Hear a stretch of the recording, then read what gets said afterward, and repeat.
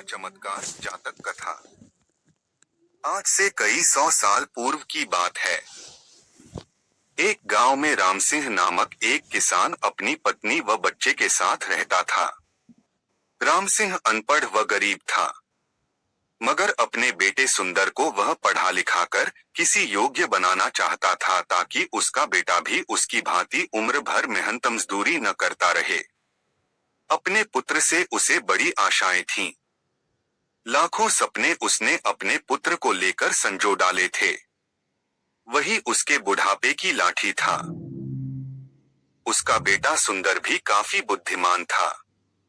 वह गांव के पंडित कस्तूरी लाल के पास जाकर शिक्षा ग्रहण कर रहा था। उसने भी अपने मन में यही सोचा हुआ था कि वह भी पढ़ लिख कर बड़ा आदमी बनेगा और अपने माँ बाप के कदमों में दुनिया भर की सारी खुशियां और सारे सुख लाकर डाल देगा। इंसान यदि किसी लक्ष्य को निर्धारित कर ले और सच्चे मन से उसे पाने का प्रयास करे तो वह उसमें सफलता प्राप्त कर ही लेता है। ऐसा ही सुंदर के साथ भी हुआ।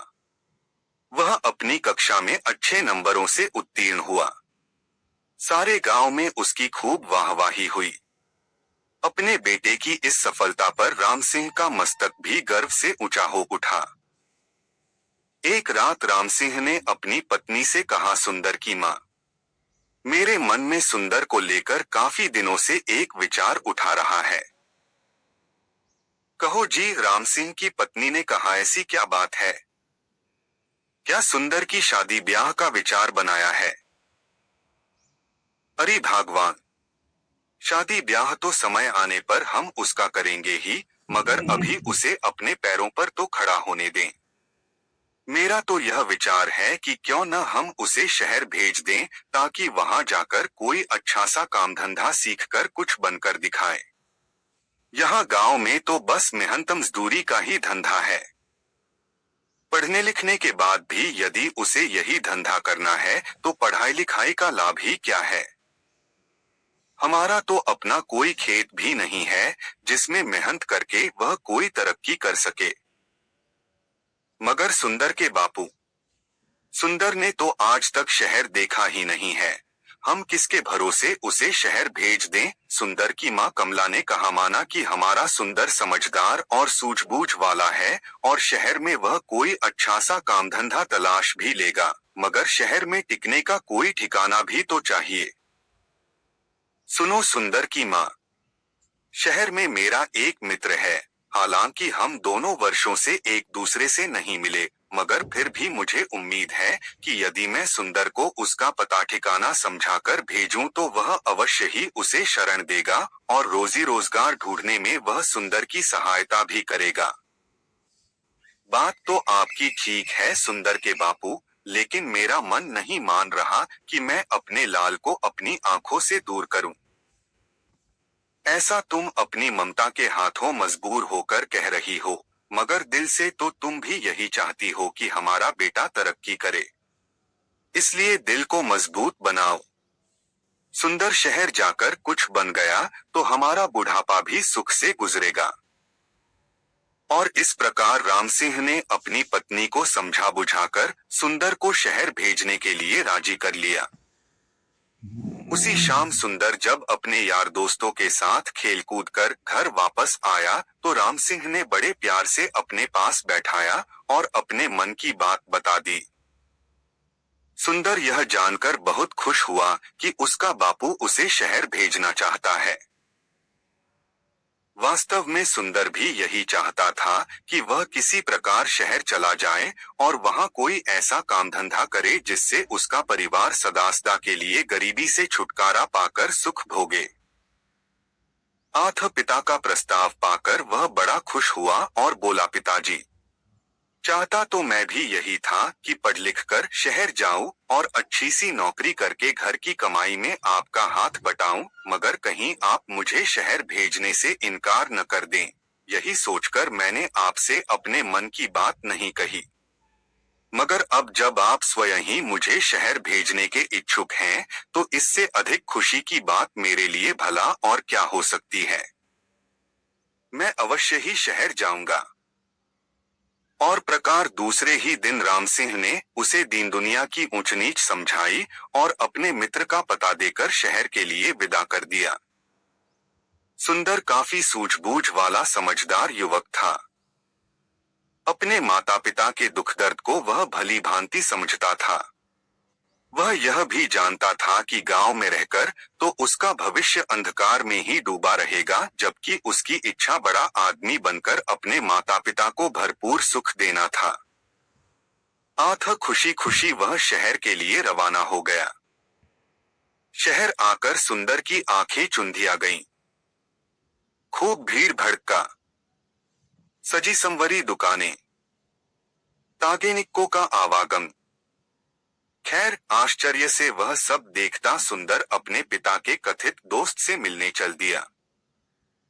लेकिन जब वह पिता के बताए स्थान पर पहुंचा तो पता चला कि उसके पिता का दोस्त रामचंद्र तो न जाने कब का मर खप गया और अब तो उसके परिवार का भी कोई अता पता नहीं था। यह जानकर सुंदर बहुत निराश हुआ और सोचने लगा कि अब क्या होगा। आशा निराशा तो जीवन में चलती ही रहती है, लेकिन सुंदर उन युवकों में से नहीं था जो हताश होकर बैठ जाते हैं। उसमें हिम्मत और आत्मविश्वास कूट कूट कर भरा था। उसने अपने आप को दिलासा दिया और बोला, बेटे सुंदर, निराश होने से कुछ नहीं होगा। अब शहर आ ही गए हैं तो कुछ करके ही लौटेंगे। माँ और बापू ने मुझसे बड़ी उम्मीदें लगा रखी हैं, मैं ही उनके बुढ़ापे की लाठी हूँ। अब शहर आ ही गया हूँ तो कुछ बनकर ही लौटूंगा। तुझे याद नहीं, गांव में मास्टर जी कहा करते थे, हिम्मते मर्दा मत दे खुदा। यानी जो लोग हिम्मत करते हैं उनकी मदद खुद भगवान करते हैं। अपने आप को इसी प्रकार हौसला बंधाता हुआ सुंदर पूछता पूछता एक सराय में आकर ठहर गया। उसने स्नान आदि से निवृत्त होकर थोड़ा आराम किया, फिर किसी नौकरी की तलाश में निकल पड़ा। वह जहां भी नौकरी मांगने जाता, दुकानदार उसके बातचीत करने के ढंग और उसकी सूझबूझ से प्रभावित तो होता, किंतु कोई जान पहचान न होने के कारण उसे नौकरी नहीं मिल पाती थी। इसी प्रकार कई दिन गुजर गए। सुंदर गांव से अपने साथ जो रुपया पैसा लेकर आया था वह भी लगभग समाप्त होने को था। अब तो सचमुच सुंदर को चिंताओं ने घेरा। वह सोचने लगा कि काश शहर में उसकी कोई जानकारी होती तो अवश्य ही उसे कोई नौकरी मिल जाती। एक दिन की बात है, सुंदर थक हार कर एक पेड़ के नीचे बैठा मौजूदा स्थिति के विषय में सोच रहा था। उससे कुछ ही दूरी पर राज कर्मचारी पेड़ की ठंडी छांव में बैठे गपशप कर रहे थे। अनमना सा सुंदर उनकी बातें सुनने लगा। एक दूसरे से कह रहा था, कुछ भी कह भाई रामवीर, तू है बड़ा नसीब वाला। हम दोनों साथ साथ ही राज दरबार की सेवा में आए थे, मगर तू तरक्की करके राजाजी का खजांची बन गया और मैं रहा सिपाही का सिपाही। इसे कहते हैं तकदीर। तकदीर भी उन्हीं का साथ देती है गंगाराम, जो सूझबूझ और हिम्मत से काम लेते हैं। मैंने अपनी सूझबूझ से कुछ ऐसे काम किए कि महाराज का विश्वास पात्र बन गया और उन्होंने मेरी ईमानदारी देखकर मुझे खजांची बना दिया। नन भाई, तू जरूर किसी साधु या फकीर से कोई मंतर वंतर पढ़वा कर लाया होगा जो इतनी जल्दी इतनी तरक्की कर ली, वरना मैं क्यों न किसी ऊंचे पद पर पहुंच गया। भैया, तू मुझे भी अपनी कामयाबी का राज बता। तेरे जैसे लोग इसी चक्कर में रहते हैं कि पकी पकाई मिल जाए और खा लें। अरे भाई मेरे, अगर इंसान में हिम्मत, हौसला, ईमानदारी, साहस और सूझबूझ हो तो वह पहाड़ को खोदकर नदी बहा दे। देख, तू वह मरा हुआ चूहा देख रहा है ना? रामवीर ने सड़क के किनारे पड़े एक मरे हुए चूहे की ओर इशारा किया। हाँ, देख रहा हूँ। आने जाने वाले लोग भी उसे देख रहे हैं और घृणा से थूककर दूसरी ओर मुंह फेरकर निकल रहे हैं। रामवीर भाई, मैं तुझसे तेरी कामयाबी का रहस्य पूछ रहा था और तू मुझे मरा हुआ चूहा दिखा रहा है। ये क्या बात हुई? गंगाराम, मैं तुझे कामयाबी की बाबत ही बता रहा हूँ। सुन, लोग उस मरे हुए चूहे पर थूक कर जा रहे हैं, मगर कोई सूझबूझ वाला इंसान इस मरे हुए चूहे से भी 4 पैसे कमा लेगा। भैया, मेरे अक्ल का इस्तेमाल करने से ही इंसान कामयाबी हासिल करता है। जंतर मंतर से कुछ नहीं होता। मैं समझ गया भाई रामवीर, निराश सा होकर गंगाराम बोला, तू मुझे अपनी कामयाबी का राज बताना ही नहीं चाहता। खैर, कभी तो मेरे भी दिन बदलेंगे। अब चलते हैं। इस प्रकार वे दोनों राज कर्मचारी उठकर चले गए। वे तो चले गए, मगर खजांची रामवीर की चूहे वाली बात ने सुंदर के दिमाग में खलबली सी मचा दी।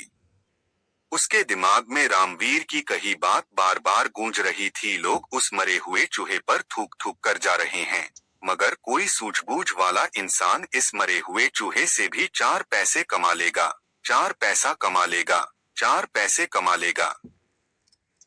सुंदर सोचने लगा, खजांची की बात में दम है। जिस देश में मिट्टी भी बिकती हो, वहां कोई चीज बेचना मुश्किल नहीं, मगर इस मरे हुए चूहे को खरीदेगा कौन? कैसे कमाएगा कोई इससे 4 पैसे? चूहे को घूरते हुए सुंदर यही सोच रहा था, लेकिन उसकी समझ में नहीं आ रहा था। तभी सड़क पर उसे एक तांगा आता दिखाई दिया। तांगे में एक सेठ बैठा था जिसने एक बिल्ली को अपनी गोद में दबोचा हुआ था। बिल्ली बार बार उसकी पकड़ से छूटने की कोशिश कर रही थी। अभी घोड़ा गाड़ी सुंदर के आगे से गुजरी ही थी कि बिल्ली सेठ की गोद से कूदी और सड़के के किनारे की झाड़ियों में जा घुसी। अरे अरे तांगे वाले, तांगा रोको, मेरी बिल्ली कूद गई, सेठ चिल्लाया। तांगा रुका और सेठ उतरकर तेजी से झाड़ियों की तरफ लपका। अरे भाई तांगे वाले, देखो, मेरी बिल्ली उन झाड़ियों में जा घुसी है, उसे पकड़ने में मेरी मदद करो। सेठ झाड़ियों के पास जाकर बिल्ली को बुलाने लगा। पूसी पूसी आओ। इसी बीच तांगे वाला और सुंदर सहित कुछ अन्य लोग भी वहां जमा हो गए थे। अरे भाई, मैं किसी खास प्रयोजन से इस बिल्ली को खरीद कर लाया हूँ, कोई इसे बाहर निकालने में सहायता करो। सेठ बेताब होकर एकत्रित हो गए लोगों से गुहार कर रहा था, जबकि झाड़ियों में घुसी बिल्ली पंजे झाड़ झाड़ कर गुर्रा रही थी। देख नहीं रहे हो सेठ जी की बिल्ली किस प्रकार गुर्रा रही है? एक व्यक्ति बोला, हाथ आगे बढ़ाते ही झपट पड़ेगी। यह सब देखकर सुंदर के मस्तिष्क में राजा के खजांची की बात गूंज गई, कोई सूझबूझ वाला इंसान इस मरे हुए चूहे से भी 4 पैसे कमा लेगा। सुंदर के मस्तिष्क में धमाका सा हुआ और तुरंत उसके मस्तिष्क में एक युक्ति आ गई। वह सेठ से बोला, सेठ जी, अगर मैं आपकी बिल्ली को काबू करके दूं तो आप मुझे क्या देंगे? आए सेठ जी ने तुरंत सुंदर की ओर देखा और बोला, भाई, तू मेरी बिल्ली को काबू करके देगा तो मैं तुझे चांदी का एक सिक्का दूंगा। चांदी का सिक्का? सुंदर के मुंह में पानी भर आया। ठीक है, आप यहीं रुकिए, मैं अभी आपकी बिल्ली काबू करके आपको देता हूँ। कहकर सुंदर दौड़ा दौड़ा उसी दिशा में गया जिधर मरा हुआ चूहा पड़ा था। वाह बेटा सुंदर, बन गया काम। उस खजांची ने ठीक ही कहा था कि यदि सूझबूझ से काम लिया जाए तो इस मरे हुए चूहे से भी 4 पैसे कमाए जा सकते हैं। सुंदर ने मन ही मन खुश होते हुए एक रस्सी तलाश की और चूहे की गर्दन में फंदा डालकर झाड़ियों की ओर चल दिया। हटो तो सब पीछे हटो। भीड़ को एक ओर हटाता हुआ सुंदर बोला, बिल्ली अभी बाहर आती है। अरे, मरा हुआ चूहा यह तो वहां पड़ा था, किसी ने कहा। दूसरा बोला, भई वाह, इस लड़के ने तो मौके का फायदा उठाकर एक सिक्का कमा लिया। इसे कहते हैं बुद्धि का करिश्मा। यह लड़का अवश्य ही एक दिन बड़ा आदमी बनेगा। लोग तरह तरह की बातें बनाने लगे।